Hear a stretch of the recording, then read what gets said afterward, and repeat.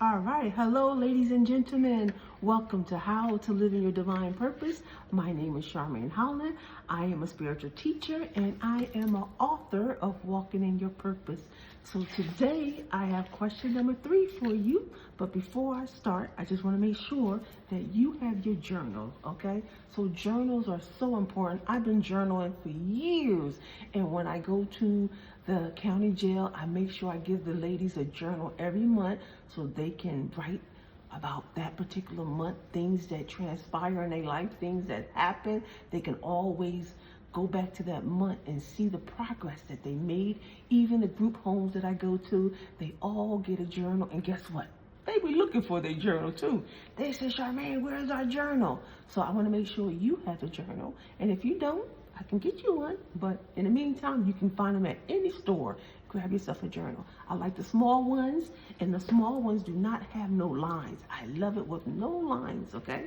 So, but anyway, someone asked me about, Charmaine, what does it really mean to live in your divine purpose? And what it means, it brings you back to your original origin of why you were born. You know, many of us have no clue of why we're here. We are born in the environment, and the environment changed our whole cycle, our whole pattern, and everything of why we actually exist. But now, it's this here Walking in Your Purpose project that I'm doing. It's all about moving the layers so you can find your true essence of who you are, so you can actually live in your alignment and let that light shine and not let anything come your way bother you, you know?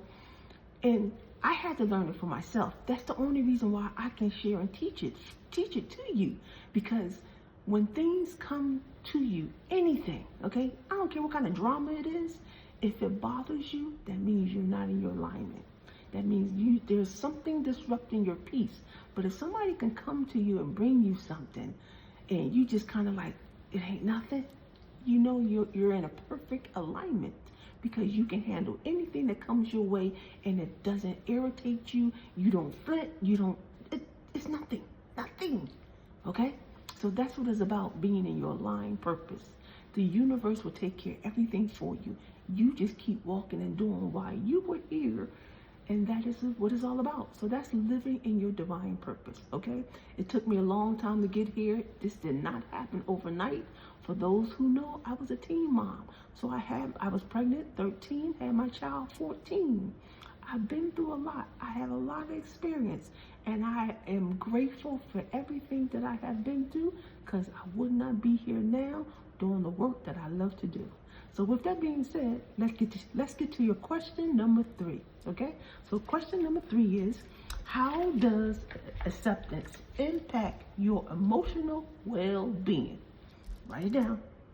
How does acceptance impact your emotional well-being?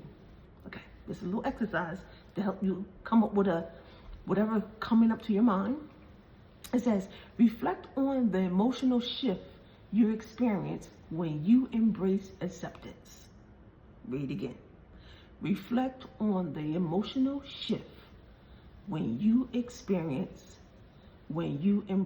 acceptance. So, do you feel calmer, less stress, or more at ease when you accept yourself in a situation? Okay? So what you're going to have to do is write about the positive effect acceptance has on your mental and emotional health. Write about the positive effect acceptance has on your mental and emotional health. So, question again, how does acceptance impact your emotional well-being? The exercise says, reflect on your emotional shift you experience when you embrace acceptance. Did you feel calmer, less stress, or more at ease when you accepted yourself in a situation? So, for me, I'm going to say there was a moment that I found out that my father, who's been in my life for 50 years, is not my father. So here I am, 50 years old. I went to go get a passport. And that's when it all came up, that wasn't my father. So was I shocked? I was. I felt a certain way because I was lied to. There was a lot of emotional thoughts that was going in my mind. But I remember as a little kid, I heard a little voice used to say, that wasn't my father. But at a young age, I had no idea what they were talking about. But you see, God, the universe, the creator, will remind you of things that happened so you could connect the dots. And when I remember that, I felt so much more calm, ease, because deep down inside, I kind of knew. Only because I remember hearing it being talked about when I was young. So I called my dad and I asked my dad. I said, are you my father? He said, nope, I'm not your daddy. He said, back in the 60s, when a woman come and say, hey, you're the father, we just accept it. And I apologized to my dad because it shouldn't have happened. But I'm grateful for everything that he has taught me and just being there to give me the love. But it hurt. I felt something.